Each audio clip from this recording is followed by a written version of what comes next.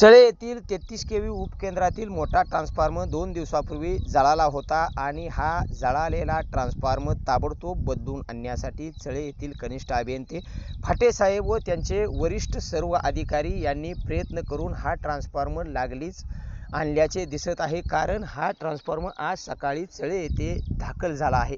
हा ट्रान्सफॉर्मर आणण्यासाठी अगदी शेतकऱ्यांचा नेतृत्व म्हणून समाजसेवेचा वसा घेतलेले चळे येथील युवराज गायकवाड यांनी हा ट्रान्सफॉर्मर जळाल्यापासून ते ट्रान्सफॉर्मर चळ्यात येईपर्यंत त्याचा पाठपुरावा मोठ्या प्रमाणात केल्याचे दिसत आहे। तसेच स्थानिक आमदार यांनी देखील मोठ्या प्रमाणात प्रयत्न करून हा ट्रान्सफॉर्मर आणला आहे। त्यामुळे शेतकऱ्यांच्या शेती पिकाचे नुकसान हे होणार नाही याची काळजी अधिकारी वर्ग तसेच पुढाऱ्यांनी घेतली आहे। त्यामुळे शेतकरी वर्गातून समाधान व्यक्त केले जात आहे।